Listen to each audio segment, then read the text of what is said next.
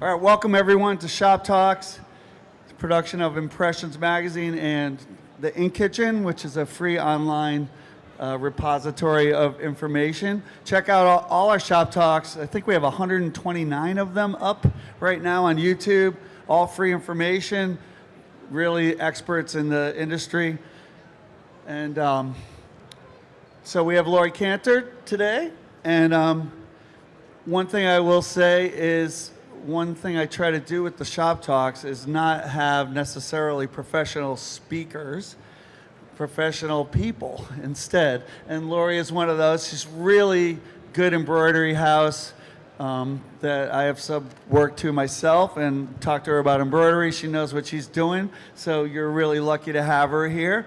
She's been through a lot. Her shop was doing great, and then it was underwater. Right? Hurricane Sandy got us in 2012, and everything was filled up with water, 3 feet of water. But we rebuilt, and we're stronger than ever. So I've been doing this for about 30 years, embroidery. Lots of embroidery heads, only embroidery, no screen printing in the shop. And smarter than me. well, it's easier to stick to what you know.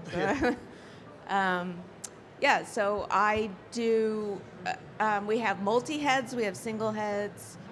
I am here to talk about backing and bobbins, if anybody has specific questions.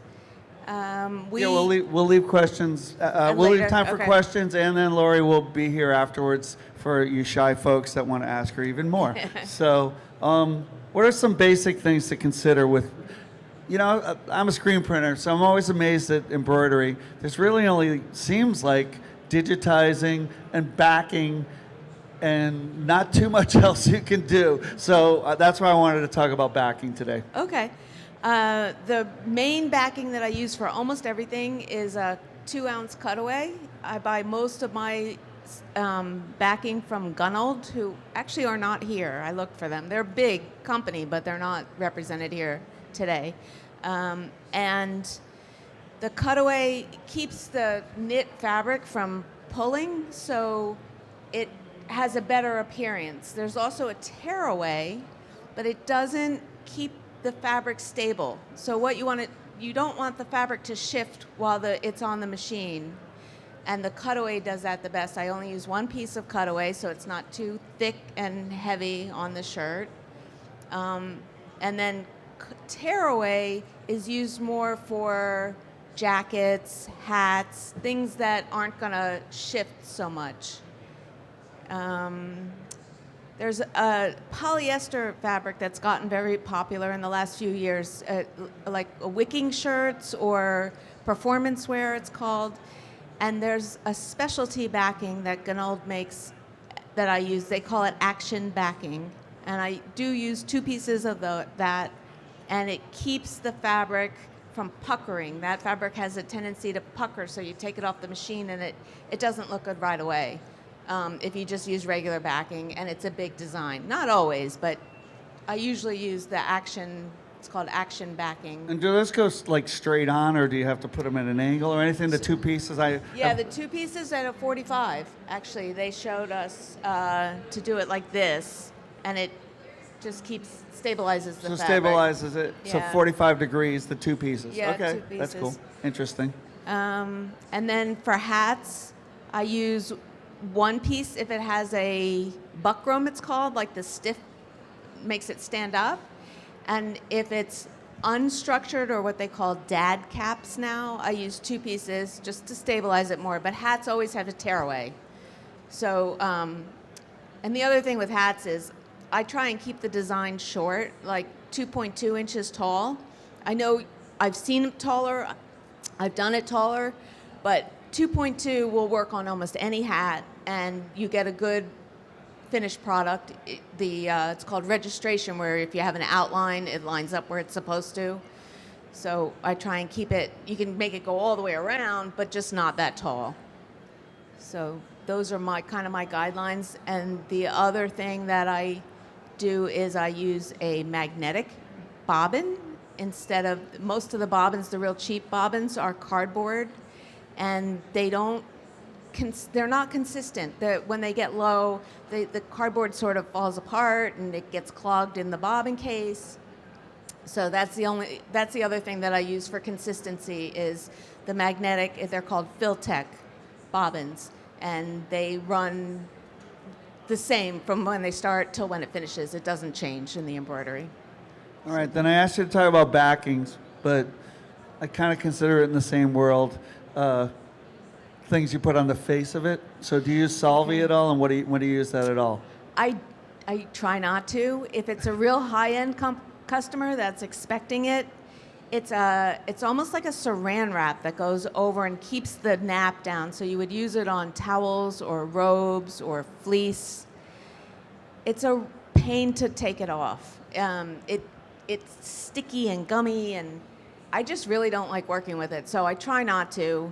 I try and do more underlay in the design, or if it's fleece, sometimes we'll put a real thin, like say the design is round, we'll do a real thin round design in the color of the fleece and then put the design on top of that, and it tamps down the nap of the design and keeps it looking good.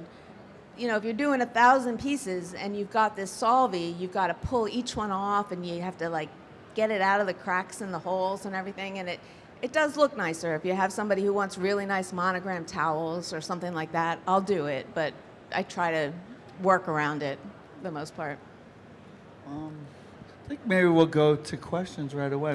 Did you have other stuff about backing or bobbins that you wanted to say or show? I brought samples, if anybody wants to see the different samples that I use, but Yeah, you know what, and we'll, if you're going to watch this afterwards, we'll record them and put them into the video. Sure. All right? All right, who's got questions about embroidery? You don't often get an expert who comes out of her shop and is willing to answer them, so take advantage, people. Yeah. All right.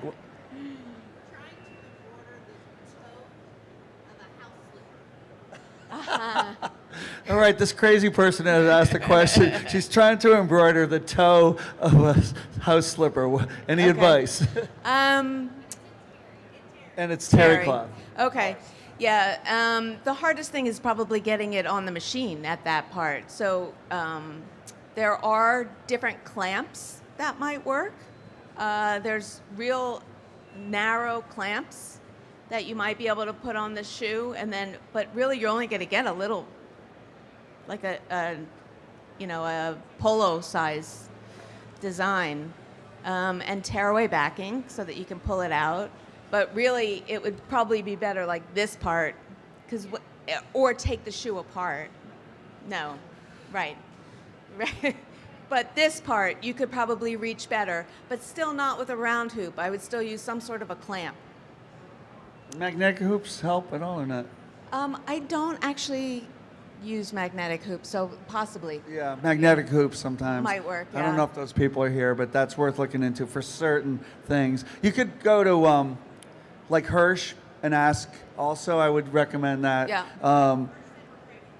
Oh, well, then you probably are. I said that too. Okay. Sometimes you have to turn down a job if it just can't be done. Like, Yeah. people ask me about socks a lot of times, and it's so much effort to do a little tiny sock. And what does a sock cost? Like $1? How much are you going to charge for all that effort that you put into it? So sometimes it's just worth saying, I'm sorry, that's not something I do. Many technical questions are solved by customer service. And the word no. Transfers are actually, there are transfers that look like embroidery that have adhesive back, and that would maybe be an option. And honestly, most people can't tell the difference if you get the right transfer. Other questions, embroidery questions? How long have you been in the business? About 30 years. We started when my children were really young, and it was a way for me to work in the house, and it was part-time. I had a full-time job, and it just kept getting bigger and bigger. And when we were wiped out from the hurricane, I said, I'm done. I put so much into this, I'm done. And then, people kept calling me because they didn't know that I had an issue, and they wanted work, and it just kind of was a snowball. It just kept feeding on itself. And so we reinvested, we got more machinery, and we're bigger than ever. We got contract works now, like big contract customers. And so we're doing more work than we ever did before the storm. So, and still in the same location, we didn't move. Just cross our fingers, no more storms. Yeah, great. Other questions for Laurie? Yeah. Ah! There you go. All right, if you didn't hear it, the comment was about those slippers, they can't be done. All right. Yeah.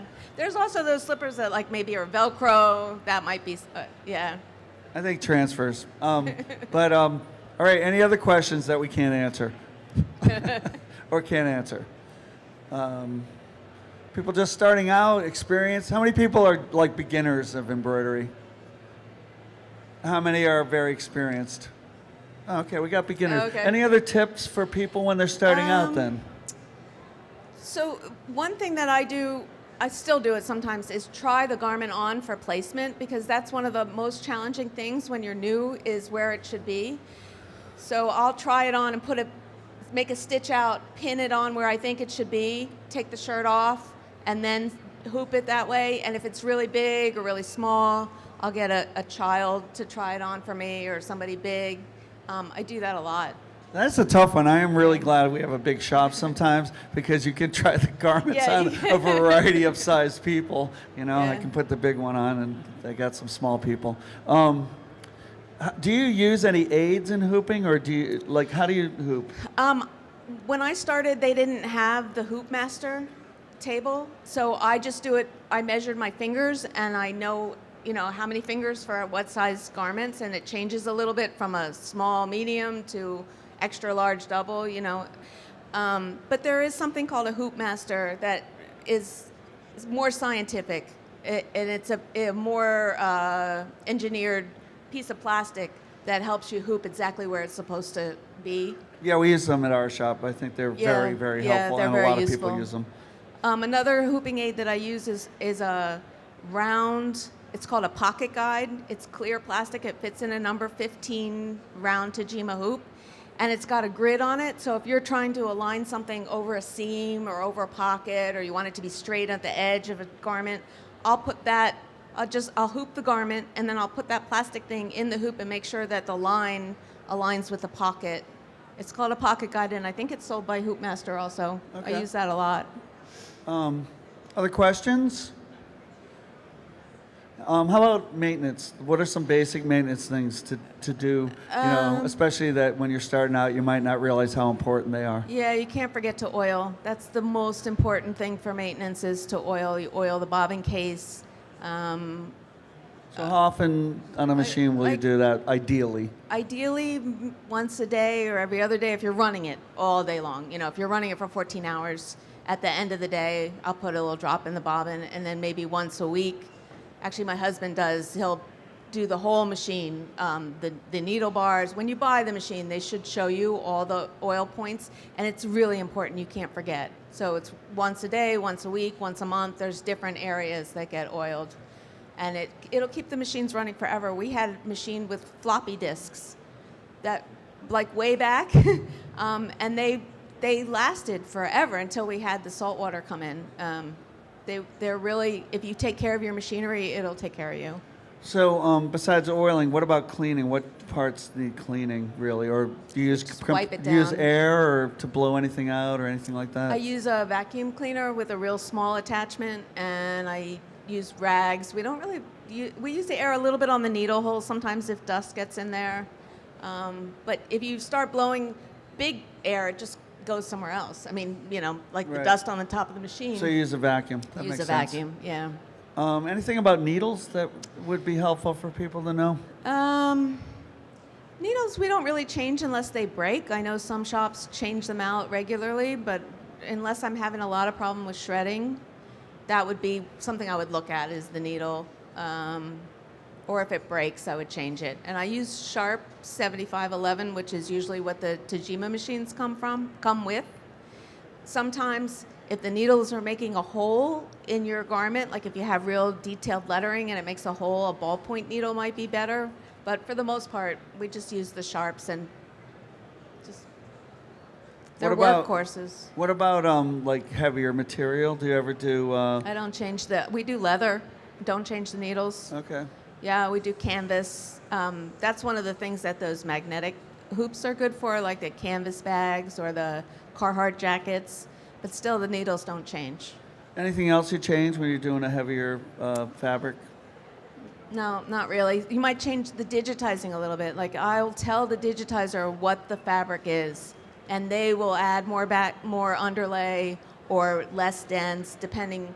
Like for those wicking shirts, I always tell the digitizer that's what it's going on, because it doesn't need to be as dense as it would for a sweatshirt or something. So. At what point do you have to redigitize something when you change the size? Are you able to get away with doing any of it like in the machine, kind of? 10 to 15%, sometimes 20. It depends on the design. You could go up or down. No more than that usually, though, right? Definitely not more than that. It gets too. The stitches will either be too far apart or they'll be on top of each other, and it won't look good. So really, what you want it to do is stitch well and look good. And if you start manipulating it yourself and make it too big or too small, it's not going to have the desired result. So it's really important to have a relationship with your digitizer or hire a digitizer who will stitch it out, and you get experience in what looks good and what works well. And I have a digitizer. I'll send it back and I'll say, okay, this design is really good for t-shirts, but now I want to use it for towels. And so they'll add underlay, make it denser, make it look better, and then I don't need to use the solvay. Pretty important to have Yeah. a good digitizer, Yeah, right? yeah. I dabbled in it myself, and it's much better time use for me to send it to somebody. And like I said, I have somebody who I work with really well. Seems like what you have is the ideal. At least understand it enough to talk to the digitizer. Right. You don't necessarily have to be a master digitizer yourself, right? Right. I find a lot of shops seem pretty successful with Yeah. that kind of model. They're not ignorant of it, but they don't have to be You a don't have master to do it. themselves. Yeah. And you always stitch it out first. Before I put anything on a garment, I do a stitch out on something similar in color and similar in texture. And then, That's why you have a box of crap. yeah, exactly. And then I send it to the Technically customer. speaking. Yeah. I always send it for approval before I start production, because I don't want anybody to say, oh, no, that was supposed to be green. Like, no. So. Yeah, a little known piece of equipment that you need for embroidery is a cell phone. Right. You got to take a picture and send Yeah. a picture fast. Yeah. It's really important, I think. Yeah. I mean, if the customer approves it, you're so much better off. Yeah. Even if there's a problem down the line. Yeah, but you said, you gave me the okay, Yeah. so it's not my fault. Do you ever have stuff that you just, even a photo won't show and you have to send the people a physical sample? Yeah. Is that a good idea sometimes? Sometimes, or I have a good scanner. Like before there were cell phones, I bought a good scanner, and that, you can lay it flat and you get exact size. Because if you take a picture of it, you can blow it up and you see these little tiny things that really you're not going to notice. So if somebody's really particular, I'll have them come over and give me approval, or I'll send it. If they've got time, when people are in a rush, they want it right away, you have to do a picture or a scan. All right, I'm going to follow up on, this slipper thing. So what percentage of things that people ask you to embroider do you actually turn down? I think it's good for people to know that you don't take everything in, even when you're very good at embroidery. Yeah. So what percentage would you say you turn away or recommend that people not do? Very small. But some, But I right? do, yeah, I do. I'll tell people if I think that screen printing is a better option for what they want. Like really big embroidery on the back of a thin shirt, it just doesn't look good. It's not the right application. So I'll say you should do applique, or you should do screen printing, or just another option. I'll turn away if people want it too cheap, and I don't want to, sometimes people don't want to pay. I'm like, find somebody else whose time is less valuable than mine. I'm busy. I'm happy to do the work. This is my price. So. No, and her prices are reasonable, so Yeah, that person should go away. No, and some people honestly are working out of their garage part-time, and maybe they can do it on the side and do Yeah. it for less, Other questions for Laurie? Yeah. Yeah, so Yes. the question is, do you stick with 7511 needles even for all your hats? Always. The only thing I change them is sometimes the ballpoints for a real fine knit shirt. But and then I mark on the machine which needles I've changed so that I remember. I put like a little sticker on the machine so that it reminds me that that needle is, if I have somebody who's got a real fine knit shirt with a lot of detail, do it on that machine and use that needle. So There is the secret that's going to be embedded way into the video that somebody's going to want to pull out. The secret post-it note. Other questions about embroidery? It can be tough when you're starting out. You've got to have some questions there. Anybody else? All right, well, for you shy folks, you can talk to shy Laurie, Yeah. who was a really has been really good about. I kind of forced her into this. Some of the people that are best at their craft are not trained speakers, and so that's what we aim for here. And so you'll hang around for a few minutes Oh, if people have absolutely, yeah, questions. yeah. How about a hand for Laurie? thank you. Thanks. Thanks a lot. And she has some samples if you want to take a look. Yeah. And thanks to our sponsors and the whole list of shop talks. Come on by again. Thanks. Thank you, Rick.